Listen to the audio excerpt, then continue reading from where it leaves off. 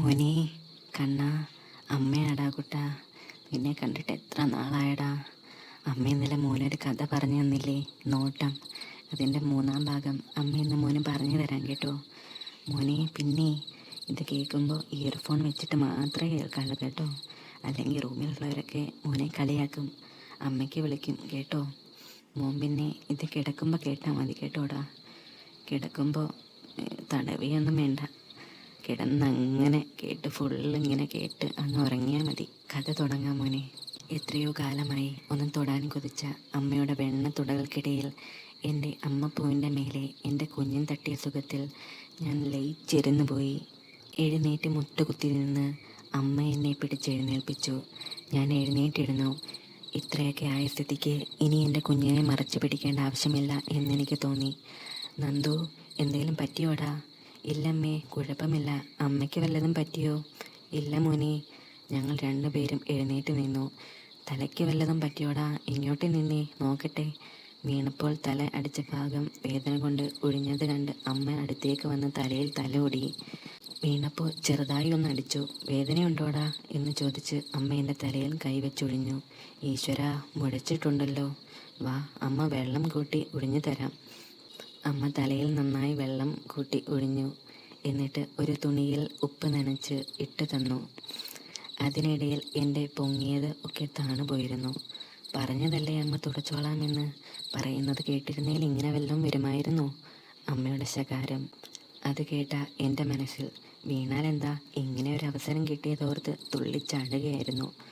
ഇപ്പം വേദനയുണ്ടോടാ? ഇല്ലമ്മേ, ഇപ്പോൾ ഇല്ല. നീ എന്തേലും പറയില്ല, അവിടെ പോയിരുന്നേ എന്ന് പറഞ്ഞ് അമ്മ എന്നെ ഹാളിലേക്ക് പറഞ്ഞു വിട്ടു. ഞാൻ പോയി കിടക്കട്ടെ അമ്മേ എന്ന് പറഞ്ഞു ഞാൻ എൻ്റെ റൂമിലേക്ക് നടന്നു. എന്നാൽ മോൻ പോയി കിടന്നു, അമ്മ ഇത് തുടച്ചിട്ട് കിടന്നോളാം. റൂമിലെത്തി ബെഡിൽ കിടന്നു. ഞാൻ നടന്നതൊക്കെ വീണ്ടും ആലോചിച്ചു. എൻ്റെ കുഞ്ഞൻ വീണ്ടും തലപ്പൊക്കി. ഞാൻ തടവാൻ തുടങ്ങി. പെട്ടെന്ന് തന്നെ പോയി. കളിച്ചതിൻ്റെയും വീണതിൻ്റെയും എല്ലാം ക്ഷീണത്തിൽ ഞാൻ എപ്പോഴോ ഉറങ്ങിപ്പോയി. മോനെ, ഞാൻ ഇത്രയും നേരം പറഞ്ഞത് ആ മകൻ നന്ദുവിൻ്റെ ഒരു വീക്ഷണത്തിലാണ്. അപ്പം മോനെ, ഇനി ഞാൻ ആ അമ്മയുടെ മനസ്സിൽ എന്താ ഉള്ളതെന്ന് മോനെ പറഞ്ഞു തരാം കേട്ടോ. മോനെ പറഞ്ഞു വിട്ട ശേഷം ഞാൻ അവിടെയൊക്കെ തുടച്ച് വൃത്തിയാക്കി കൈ കഴുകി മൂത്രം ഒഴിക്കാൻ ടോയ്ലറ്റിൽ വന്നിരുന്നു. നൈറ്റി അരവരെ പൊക്കി വെച്ചു. കുറ്റിരോമങ്ങൾക്കിടയിലൂടെ കൈയോടിച്ചു. അവിടെ ആകെ നനഞ്ഞിരിക്കുന്നു. കുറച്ച് നേരം മുമ്പ് നടന്ന കാര്യങ്ങൾ എൻ്റെ മനസ്സിലേക്ക് വന്നു. അവനിപ്പോൾ എൻ്റെ കുഞ്ഞു നന്ദുവല്ല, വളർന്ന് എല്ലാം തികഞ്ഞ ഒരാണാണ്. അവൻ്റെ ഒത്ത വലിപ്പമുള്ള അത് എൻ്റെ പൂവിൽ തട്ടി നിന്നതോർത്തപ്പോൾ ഒരിക്കിളി പോലെ എനിക്ക് തോന്നി. ഞാൻ പോലും അറിയാതെ എൻ്റെ ഒരു വിരൽ ഞാൻ എൻ്റെ പൂവിൽ ഓടിച്ചു. ഇതുവരെ കിട്ടാത്ത ഒരു സുഖം എനിക്ക് അനുഭവപ്പെട്ടു.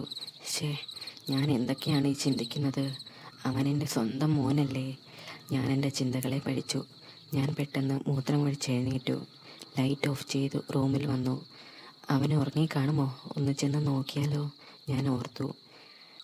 ഞാൻ സ്റ്റെപ്പ് കയറി നന്ദുവിൻ്റെ മുറിയുടെ ഡോറിനടുത്തെത്തി. ഡോർ പതിയെ തള്ളി നോക്കി. ലോക്ക് ചെയ്തിട്ടില്ലായിരുന്നു. റൂമിൽ ലൈറ്റ് ഓഫ് ചെയ്തിട്ടില്ലായിരുന്നു. ഞാൻ മെല്ലെ അകത്തേക്ക് ചെന്നു. അവൻ എപ്പോഴേ ഉറങ്ങിയിരുന്നു. ഞാൻ അടുത്ത് ചെന്ന് അവൻ്റെ തലയിൽ തലോടി. നല്ല ഉറക്കമാണ്, ഉറങ്ങിക്കോട്ടെ എന്ന് കരുതി ഞാൻ നടന്ന് ബെഡിൻ്റെ താഴ്ഭാഗത്ത് കിടന്ന പുതപ്പെടുത്ത് അവൻ്റെ മേലെ ഇടാൻ നേരമാണ് ഞാനത് ശ്രദ്ധിച്ചത്. അവൻ്റെ ഷോർട്സിൻ്റെ മുൻഭാഗം അവിടെ നനഞ്ഞിട്ടുണ്ട്.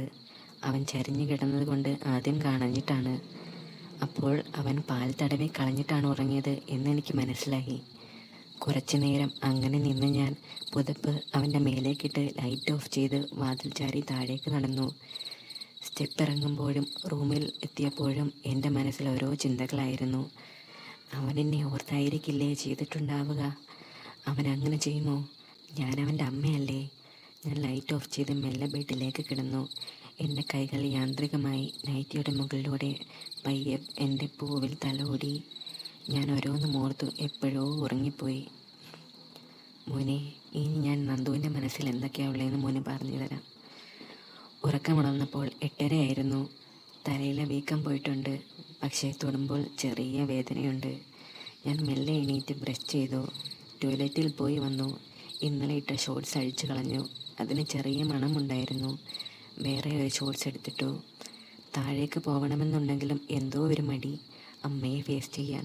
ഇന്നലെ നടന്നതോർത്തപ്പോൾ ഞാൻ ചോത്സ്യന് മുകളിലൂടെ എൻ്റെ കുഞ്ഞിനെ പിടിച്ചൊന്ന് ഞെരിച്ചു. മനഃപൂർവ്വമല്ലെങ്കിലും ഇന്നലെ അങ്ങനെയൊക്കെ നടന്നതിൽ അമ്മയുടെ മുഖത്ത് നോക്കാൻ ഒരു ബുദ്ധിമുട്ട് പോലെ. അതിനെന്ത് നടന്നു എന്നാ? അതിന് മാത്രം എന്താ ഉണ്ടായത്? അമ്മ എന്നെ നിലത്ത് വീണു, വേറെ എന്താ? ചേടാ, ഞാൻ എന്തൊരു മണ്ടനാണ്. ഇത്രയും നല്ലൊരു അവസരം കിട്ടിയിട്ടും അത് ശരിക്കും ഉപയോഗപ്പെടുത്തിയില്ലല്ലോ. വീണപ്പോൾ അമ്മയുടെ മുഖഭാഗം ശ്രദ്ധിച്ചപ്പോൾ തോന്നിയത് അമ്മയ്ക്കും എന്തോ പോലെ ആയി എന്നാണ്. ചിലപ്പോൾ എനിക്ക് തോന്നിയതാവുമോ? അല്ല. എന്ത് തന്നെ ആയാലും അതുപോലെ ഒരു ചാൻസ് എനിക്ക് കിട്ടുമോ? ആ സ്പോട്ടിൽ കയറി ഒരു കിസ് അടിച്ചാൽ മതിയായിരുന്നു. അയ്യോ, അങ്ങനെ ചെയ്താൽ അമ്മ ഒച്ച വയ്ക്കുമോ? ഇല്ലായിരിക്കും. കാരണം ഞാൻ അമ്മയുടെ മകനല്ലേ. ഒച്ച വെച്ചാൽ എല്ലാവരും അറിയില്ലേ? എന്നെ വഴക്ക് പറയുമായിരിക്കും. ചിലപ്പോൾ ഒരു തല്ല് കിട്ടും. തലയടിച്ച് വീണപ്പോൾ ചുറ്റും നടക്കുന്നത് കുറച്ചു നേരം ആകെ മരവിച്ച പോലെയായിരുന്നു. ഇനി പറഞ്ഞിട്ടെന്താ കാര്യം? ഞാൻ ഓരോന്നും തിരിച്ചും മറിച്ചും ചിന്തിച്ചു. എഴുന്നേറ്റ് ഡോറിൻ്റെ അടുത്തേക്ക് നടന്നു. എന്നാലും ഒരു മടി. വരുന്നത് വരട്ടെ എന്ന് കരുതി ഞാൻ താഴേക്ക് നടന്നു. ഞാൻ ഹാളിലെത്തി. അമ്മയെ അവിടെ കണ്ടില്ല. അടുക്കളയുടെ ഡോറിൻ്റെ അടുത്ത് നിന്ന് അകത്തേക്ക് നോക്കി. അമ്മ അവിടെയുണ്ട്, എന്തോ ജോലിയിലാണ്. അപ്പോൾ അങ്ങോട്ട് പോവാൻ എന്തൊക്കെയോ മടി തോന്നി. ഞാൻ തിരിഞ്ഞ ടേബിളിൻ്റെ അടുത്തേക്ക് നടന്നു. നീ വന്നോ? ചായ ഞാൻ ടേബിളിൽ വെച്ചിട്ടുണ്ട്. ഞാൻ കഴിച്ചു തുടങ്ങിയപ്പോൾ അമ്മ അങ്ങോട്ട് വന്നു. എനിക്ക് അമ്മയുടെ മുഖത്തേക്ക് നോക്കാൻ ഒരു ചമ്മൽ പോലെ. അമ്മയും എൻ്റെ മുഖത്തേക്ക് അങ്ങനെ നോക്കുന്നില്ല. ഇപ്പം വേദനയുണ്ടോടാ? അമ്മ നേരെ വന്നു എൻ്റെ തലയിൽ തൊട്ട് നോക്കി ചോദിച്ചു. ചെറിയ വേദന കൊണ്ട് ഞാൻ ശബ്ദമുണ്ടാക്കി. ഡാ, ഇവിടെ നല്ല ചൂടുണ്ടല്ലോ, ഹോസ്പിറ്റലിൽ പോയാലോടാ? അമ്മ വേവലാതിയോടെ ചോദിച്ചു. വേണ്ടമ്മേ, അത് കുറച്ച് കഴിയുമ്പോൾ പോയിക്കോളും, ഞാൻ പറഞ്ഞു. അമ്മേൻ്റെ നെറ്റിയിലും കഴുത്തിലും എല്ലാം തൊട്ട് നോക്കി. അവിടെയെല്ലാം ചെറിയ ചൂടുണ്ടായിരുന്നു. വേണ്ട, മോൻ ചായ കുടിച്ചിട്ട് വേഗം പോയി റെഡിയായി നിൽക്ക്.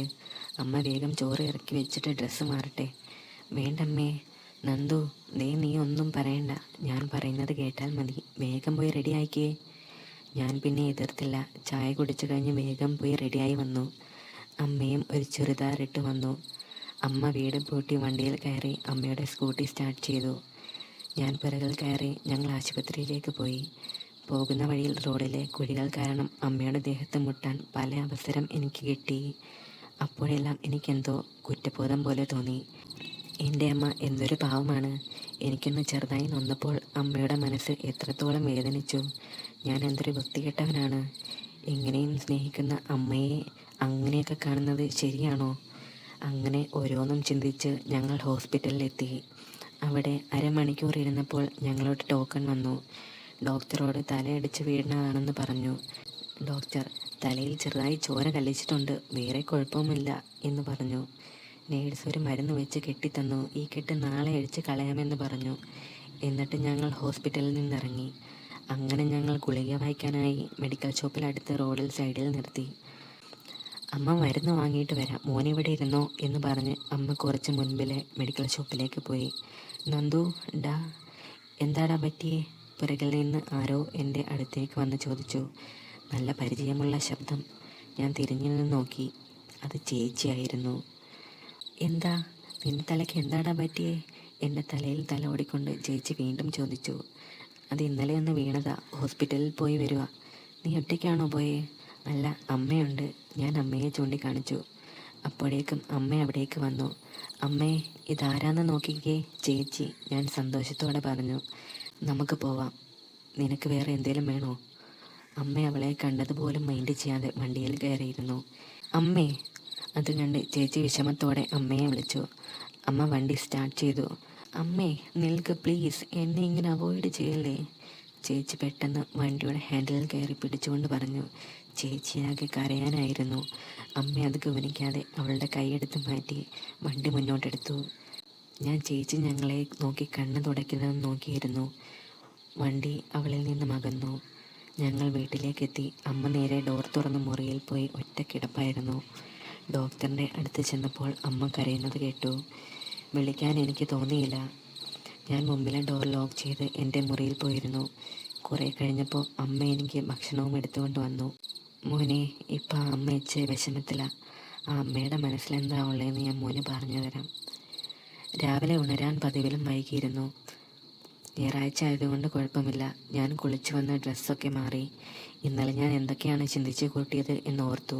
പാൽ കളയുന്നതൊക്കെ അവൻ്റെ പ്രായത്തിലെ കുട്ടികൾ ചെയ്യുന്നത് സ്വാഭാവികമാണ്.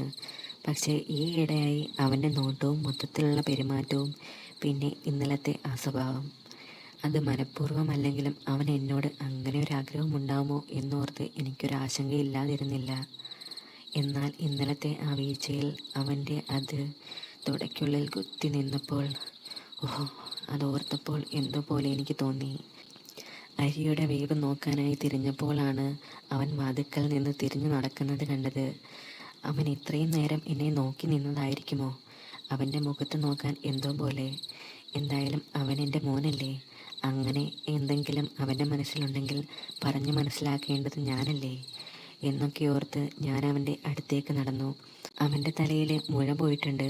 പക്ഷേ ദേഹത്താകെ ചൂട്. വേഗം ഹോസ്പിറ്റലിൽ പോകാൻ റെഡിയായി. ഹോസ്പിറ്റലിൽ പോയി വരുന്ന വഴി മെഡിക്കൽ ഷോപ്പിൽ കയറി തിരിച്ചിറങ്ങിയപ്പോഴാണ് ഞാനത് കണ്ടത്. മാളു. അവളെ കണ്ടപ്പോൾ എൻ്റെ ഉള്ളൊന്ന് പിടഞ്ഞു. എത്രയായാലും സ്വന്തം മകളല്ലേ. അവളുടെ അച്ഛൻ്റെ കൂടെ പോകാൻ തീരുമാനിച്ചു എന്ന ഒറ്റ കാര്യം കൊണ്ടാണ് ഞാൻ അവളോട് സംസാരിക്കാത്തത്. എന്നെ ചതിച്ച ആ ദുഷ്ടൻ്റെ കൂടെയാണ് എൻ്റെ മോളിപ്പോൾ. നന്ദു അവളെ കാണാറും സംസാരിക്കാറുമൊക്കെയുണ്ട്. അതെനിക്കറിയാവുന്ന കാര്യവുമാണ്. അതിന് എനിക്ക് യാതൊരു പ്രശ്നവുമില്ല.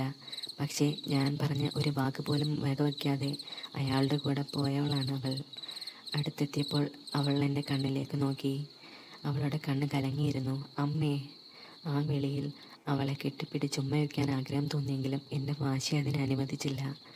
അവൾ എന്തൊക്കെയോ പറയുന്നുണ്ടായിരുന്നു. ഞാൻ ഒന്നും നോക്കാതെ വണ്ടി സ്റ്റാർട്ട് ചെയ്ത് മുന്നോട്ടെടുത്തു. യാത്രയിലുടനീളം അവളെക്കുറിച്ചായിരുന്നു എൻ്റെ മനസ്സ് മുഴുവൻ. വീട്ടിലെത്തി ഡോർ തുറന്ന റൂമിലേക്ക് ഒറ്റ ഓട്ടമായിരുന്നു.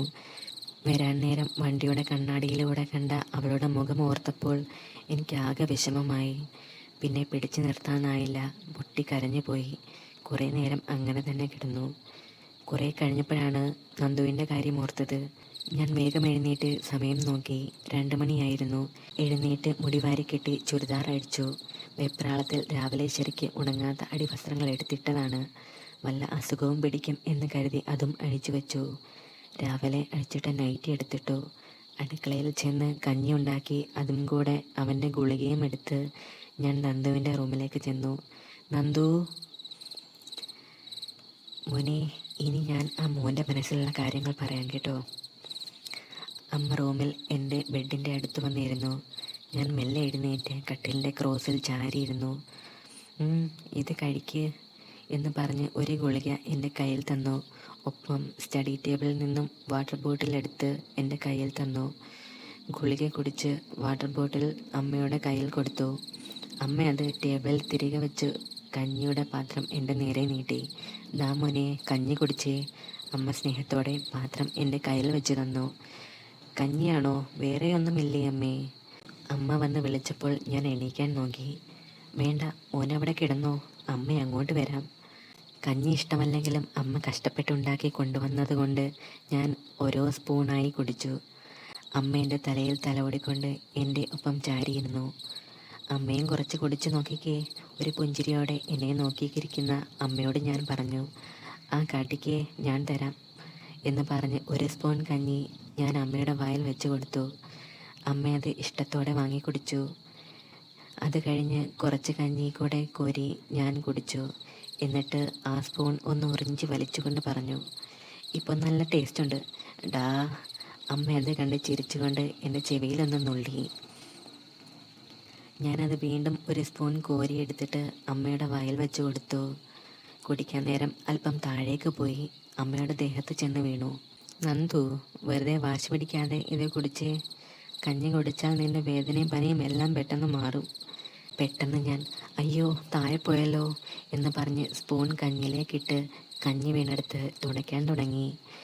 തുടയ്ക്കാനായി തൊട്ടപ്പോഴാണ് അമ്മയുടെ മാമ്പഴമാണ് എൻ്റെ കയ്യിലുള്ളത് എന്ന യാഥാർത്ഥ്യം ഞാൻ തിരിച്ചറിഞ്ഞത്. എൻ്റെ ഉള്ളിലെ കാട്ടാളനുണർന്നു. അത്ര നേരവും അമ്മയെ മറ്റൊരു രീതിയിൽ നോക്കാത്ത ഞാൻ അമ്മയുടെ പഞ്ഞി പോലെയുള്ള ആ മുഴുത്ത കരിക്കിൽ തൊട്ടപ്പോൾ എന്നിലെ അമ്മയോടുള്ള അടങ്ങാത്ത ആഗ്രഹം വീണ്ടും ഉണർന്നു. അമ്മയുടെ അകത്ത് ഒന്നും ഇട്ടിട്ടില്ല എന്ന കാര്യം അപ്പോഴാണ് ശ്രദ്ധിച്ചത്.